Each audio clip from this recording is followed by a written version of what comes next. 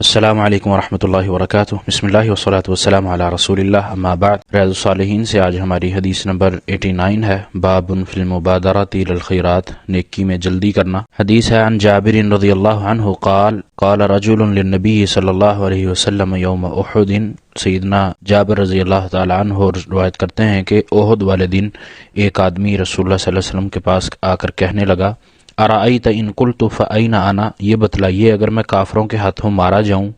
یعنی جنگ میں شہید کر دیا جاؤں، قتل کر دیا جاؤں۔ قال فی الجنہ، نبی علیہ الصلوۃ والسلام نے فرمایا کہ تم جنت میں ہوگے۔ فالقى تمرات، تو اس نے کھجوریں پھینک دیں، کننا فی یدیہ، جو اس کے ہاتھ میں پکڑی ہوئی تھی، یعنی وہ کھجوریں کھا رہا تھا ہاتھ میں پکڑ کے، تو اس کی مٹھی میں کچھ مزید بھی کھجوریں تھیں۔ اس نے یہ اللہ کے نبی علیہ الصلوۃ والسلام کا یہ جنت کی بشارت سن کر وہ کھجوریں پھینک دیں۔ ثم قاتل حتی قتل، پھر وہ قتال کرنے لگ گیا یہاں تک کہ وہ قتل کر دیا گیا یا شہید کر دیا گیا۔ متفق علیہ، بخاری مسلم کی روایت ہے۔ پچھلی احادیث میں ہم نے نبی علیہ الصلوۃ والسلام کے عمل سے یہ پڑھا تھا، سمجھا تھا کہ اللہ کے نبی علیہ الصلوۃ والسلام نیکی کرنے میں جلدی کیا کرتے تھے۔ یہاں صحابی کا عمل ہے، جبکہ نبی علیہ الصلوۃ والسلام نے اس کو جنت کی بشارت دی تو اللہ کے نبی علیہ الصلوۃ والسلام وحی کے بغیر نہیں بولا کرتے تھے، تو یہ اللہ کی طرف سے ہی وحی تھی۔ تو نبی صلی اللہ علیہ وسلم نے اس صحابی کو جنت کی بشارت دی، اور اس کی حرص اور تڑپ اتنی تھی کہ وہ اپنی جان کی بازی کھیل گیا۔ اس نے اپنے ہاتھ میں پکڑی ہوئی کھجوریں بھی کھانا گوارا نہ کی کہ چلو میں ان کھجوروں کو کھا کر پھر میں لڑائی میں شریک ہو جاؤں۔ اس نے اتنی بھی تاخیر کرنا، اتنی بھی دیر کرنا گوارا نہ کی، اور فوراً نیکی کا عمل سنتے ہی وہ اس میں کود پڑا اور اپنی جان کی بازی لگا کر اللہ کی جنت کا مہمان ٹھہرا۔ تو اس حدیث سے ہمیں یہ بھی ملتا ہے کہ ہمیں شہادت کی تمنا کرنی چاہیے اور اس کے جو عمل ہیں وہ والے کر لینے چاہیے۔ اس کے علاوہ موت کی تمنا کرنا یا موت مانگنا وہ نبی صلی اللہ علیہ وسلم نے درست نہیں کہا۔ البتہ یہ ہے کہ شہادت کی موت مانگنا، شہادت کے طلبگار رہنا، یہ سنت سے ثابت ہے۔ اسی طرح اس حدیث سے جو ہمیں اہم مسئلہ جو ہمارے سبق کے متعلق بھی ہے، اس حدیث کا جو تعلق اس باب سے امام صاحب نے باندھا ہے، وہ یہی کہ نیکی میں فوراً جلدی نیکی کرنا، جس طرح ہی نیکی کا وقت ملے، نیکی کا پتہ چلے، فوری طور پر نیکی کے لیے آگے بڑھ جانا، یہ ایمان کی پختگی اور ایمان اور یقین کی صلاحیت کو بڑھاتی ہے اور انسان کو بغیر کسی تاخیر کے نیکی کرنے پہ راغب کرتی ہے۔ اس کے اگلی حدیث نمبر 90 ہے۔ عن ابی ہریرہ رضی اللہ عنہ قال، سیدنا ابو ہریرہ رضی اللہ تعالیٰ عنہ روایت کرتے ہیں، جاء رجل الی النبی صلی اللہ علیہ وسلم، کہ ایک آدمی نبی صلی اللہ علیہ وسلم کے پاس آیا، فقال، کہنے لگا، یا رسول اللہ، اے اللہ کے رسول صلی اللہ علیہ وسلم، ای الصدقۃ اعظم اجر، ایسا کون سا صدقہ ہے جس کا جو اجر کے اعتبار سے بڑا ہے؟ قال، آپ علیہ الصلوۃ والسلام نے فرمایا، ان تصدق، کہ تم اس وقت صدقہ کرو، وانت صحیح شحیح تخشى الفقر، جب تم صحت مند ہو، تندرست ہو اور تمہارے پاس مال کی فراوانی ہو، فقر کا یعنی فقیری کا خدشہ نہ ہو، یعنی مال کم ہونے کا خدشہ نہ ہو، یا تمہیں یہ اتنا مال تمہارے پاس ہو کہ تمہارے ذہن میں بھی ایسا نہ ہو کہ میں غریب ہو سکتا ہوں یا میں فقر کا شکار ہو سکتا ہوں۔ وتأمل الغنا، اور تم اتنی دولت ہو، دولت میں اپنے تم صدقہ کرو یا صدقہ کرنے میں تاخیر نہ کرو، دولت کی فراوانی کے ہوتے، یعنی غنی جب تم ہو اس وقت تم جب صدقہ کرو۔ ولا تمہل حتی اذا بلغت الحلقوم، اور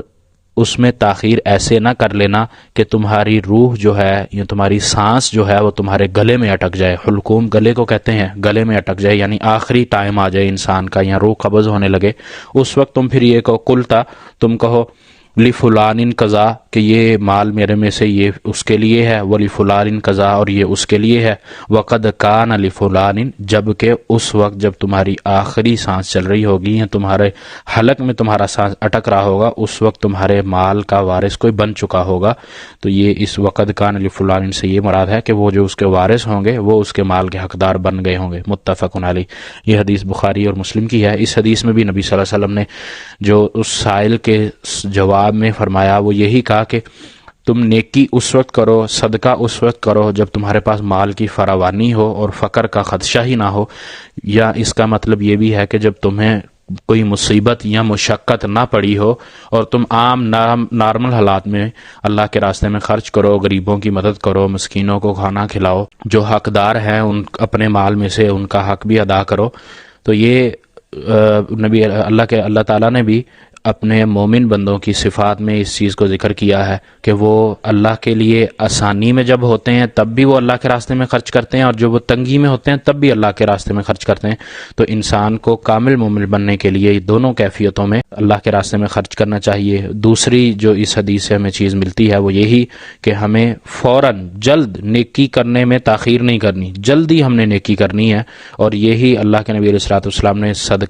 صدقہ یا بڑا ثواب کا کام جو کہا ہے وہ یہی کہا کہ فوراً آپ نے نیکی کرنی ہے جیسے ہی آپ کو موقع ملا۔ اور موقع ملنے کے علاوہ ویسے بھی انسان کی زندگی میں کئی ایسی چیزیں آتی ہیں کہ انسان کو یہ وقت دیا جاتا ہے یا انسان خود سے کوشش کرتا ہے، بلکہ اس کو صدقہ کرنے کی، نیکی کرنے کی ہر وقت کوشش کرنی چاہیے، جہاں اس کو موقع ملے اور جہاں وہ نیکی کرنے کا وقت دیکھ لے اس وقت اس کو نیکی کرنی چاہیے۔ اسی طرح اس حدیث میں وصیت کے حوالے سے بھی ایک چیز ہمیں ملتی کہ وہ آخری سانسیں جب ہوتی ہیں پھر وہ اپنے مال کی فکر مندی کرتا ہے، اپنے اچھے حالات میں، تندرستی کی حالت میں، صحت کی حالت میں، اپنے پاس جو اس کے پاس وقت میسر تھا، کیونکہ موت آ گئی اب تو اس کے پاس وقت نہیں رہا، کھلے وقت میں جب اس کے پاس مہلت تھی، لمٹ تھی، اس وقت اس نے مال جمع کرتا رہا، مال کو سمیٹنے کی کوشش میں رہا، اللہ کے راستے میں نہ لگایا۔ اب آخری وقت میں وہ کہہ رہا ہے یہ مال اس کا، یہ اس کا، یہ اس کا، جبکہ اس کے مال کا اب حقدار اس کے ورثاء ہے۔ ہاں وہ اگر وصیت کرنا چاہتا ہے اپنے مال میں تو اس کی بھی ایک لمٹ اللہ کے نبی صلی اللہ علیہ وسلم مقرر کی ہے، جو اس کے مال کا ثلث ہے، 1/3 حصہ، 1/3 بھی ہم کہہ سکتے ہیں، اس تک وہ وصیت کر سکتا ہے، لیکن اس سے زیادہ نہیں۔ جب انسان چلا جاتا ہے، یہ انسان کی نادانی ہی ہے کہ وہ اپنی زندگی میں جب اس کو وقت ملا، ٹائم ملا، اس میں وہ مال سمیٹنے میں رہتا ہے، جب اس کو موت آ جاتی ہے تو اس کے بعد والے جو اس کے مال پر پھر لڑائی شروع کر دیتے ہیں۔ تو یہ اس کی نادانی ہی ہے کہ وہ مال سمیٹنے میں اتنا مگن ہو جاتا ہے کہ اس کو اللہ کے راستے کی بھی فکر نہیں رہتی، غربا مساکین کی بھی فکر نہیں رہتی، وہ بس سمیٹنے پہ رہتا ہے، اور جب پھر چلا جاتا ہے تو سارا اس کا مال یہیں رہ جاتا ہے۔ اس کے بعد پھر یہی اس کے ساتھ معاملہ بننے لگ جاتا ہے کہ وہ سوچتا ہے کہ اب